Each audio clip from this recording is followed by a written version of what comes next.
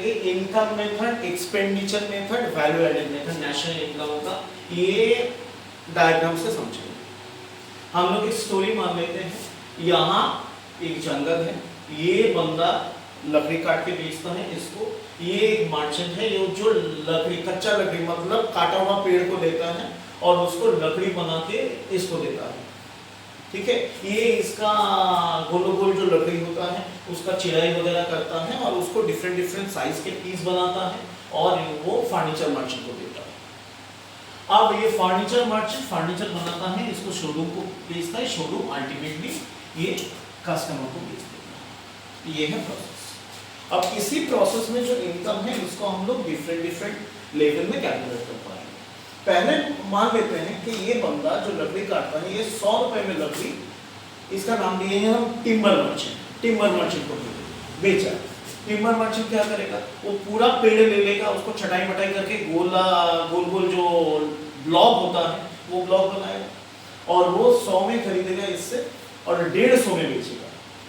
ये बंदा 150 में खरीदेगा, उसका छिड़ाई करेगा और वो 200 में बेचेगा। फर्नीचर मर्चेंट 200 में खरीद के 300 में बेचेगा और शोरूम में पैसा ज़्यादा, प्रॉफिट मार्जिन ज़्यादा होता है तो 300 में खरीद के 500 में बेचेगा। ये है स्टोरी। तो इनकम मेथड में देखो, इसका इनकम है 100, इसका 150, इसका 200, इसका 300, इसका 500। हम लोग इनकम मेथड में जो लास्ट सेलर है उसका 500 गिन लेंगे। ये इनकम मेथड में हम लोग का नेशनल इनकम हो जाएगा। पर इनकम मेथड में नेशनल इनकम करने का प्रॉब्लम हो जाता है, problem of double counting. Problem of double counting में क्या देखते हैं कि फर्नीचर मर्चेंट और शोरूम दोनों का शायद हम लोग गलती से ऐड कर दिया, एक्चुअली 500 का माल बिका और हम लोग का नेशनल इनकम दिखेगा 800। और कभी कभी लोग तो अपना इनकम छुपा भी देता है।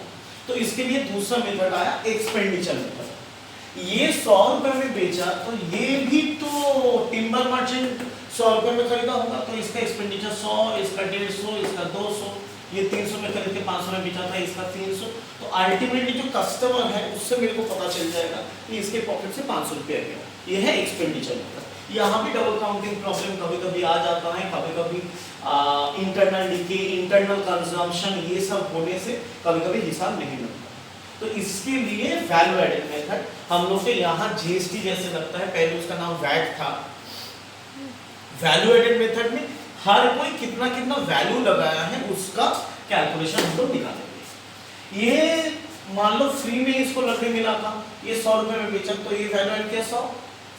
ये 100 में खरीदा था, बेचा 150 में, 50 रुपए का प्रॉफिट, मतलब 50 रुपए वैल्यू एड किया। वुड मर्चेंट भी 150 में खरीद के 200 में बेचा था, 50 रुपए का प्रॉफिट। फर्नीचर मर्चेंट 200 में खरीदा था, बेचा 300 में, 100 रुपए का प्रॉफिट। और ये जो शोरूम था वो 300 में खरीद के 500 में बेचा था, 200 रुपए का प्रॉफिट या 200 रुपए वैल्यू एड। तो सारा वैल्यू एड को ऐड करो, 100 then 50 then 50 then 100 then 200, add करके देखो 500। ये है हम लोग का नेशनल इनकम। तो 3 मेथड, जो भी मेथड हम लोग पकड़े आंसर सेम ही आना है, but process of calculating those method is different. Thank you.